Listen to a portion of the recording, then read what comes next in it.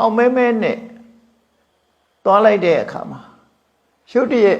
သူကလင်းမီထင်လို့သွားလိုက်တော့မလင်းသေးဘူးမောင်သွားတဲ့အခါမှာသူကြောက်စိတ်ဝင်သွားတယ်ကြောက်စိတ်ဝင်သွားတော့ငါမောင်လင်းနေပြီမှလို့ထလာတာမလင်းသေးပါလားလို့ဆိုပြီးနောက်ပြန်လှဲဖို့စဉ်းစားတဲ့အခါမှာသူ့ကိုအားပေးတဲ့အတန်ကြားလိုက်တယ်ဆက်သွားပါခြေတလန်းဟာအမြဲတမ်းတန်မိုးရှိပါတယ်ဆင်ကောင်းတရားမြင်းကောင်းတရားအမျိုးသမီးရတနာတွေဆင်ထားတဲ့အမျိုးသမီးတရားတဲ့တန်မိုးရှိပါတယ်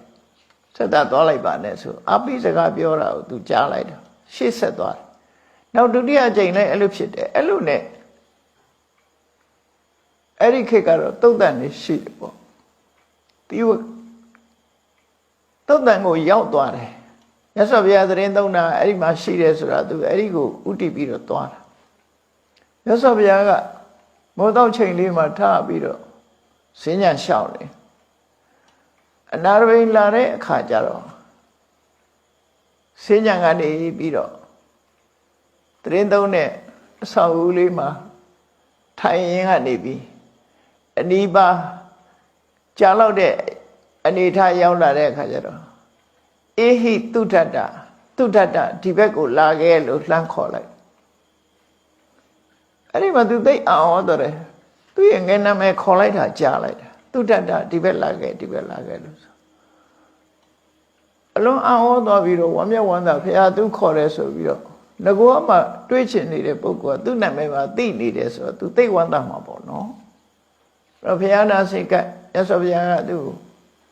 တရားဓမ္မတွေဟောလိုက်တဲ့အခါမှာအဲ့ဒီချိန်မှာပဲသူပထမတော့သူမြတ်စွာဘုရားနဲ့တွေ့ချင်းရှင်ကျေးမှုရပေါ့လေရှင်ဘုရားညာကချမ်းချမ်းသာသာကျိတ်ဆက်ရပါလားလို့ဆိုမြတ်စွာဘုရားက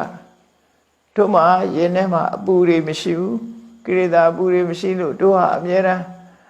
ချမ်းသာတယ်ကျိတ်ဆက်ရတာအမြဲတမ်းချမ်းသာတယ်လို့မြတ်စွာဘုရားအဲ့လိုမိန့်ရှိတယ်အဲ့တော့တရားဟောလိုက်တဲ့အခါဘုရားတရားကိုအလေးနဲ့နာယူမှတ်သားလိုက်တော့တရားအဆုံးမှသူတောတ္တဗံဖြစ်သွားငကောကလည်းတရားကောင်းတဲ့ပုဂ္ဂိုလ်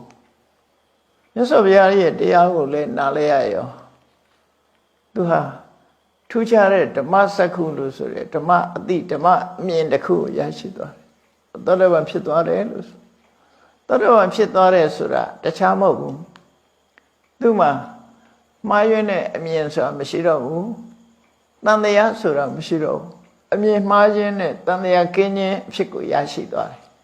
ဒိဋ္ဌိနဲ့ဝိသိကိစ္စကိုပယ်တယ်လို့ဒါကြောင့်မို့ပြောတာ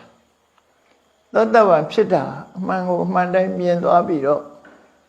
ဖရာတရားသံဃာနဲ့ပတ်သက်ပြီးတော့အစစ်မှန်တရားနဲ့ပတ်သက်ပြီးတန်တရားကင်းသွားတဲ့အနေအထားမျိုးရသွားတယ်လို့သူတို့ဆိုတယ်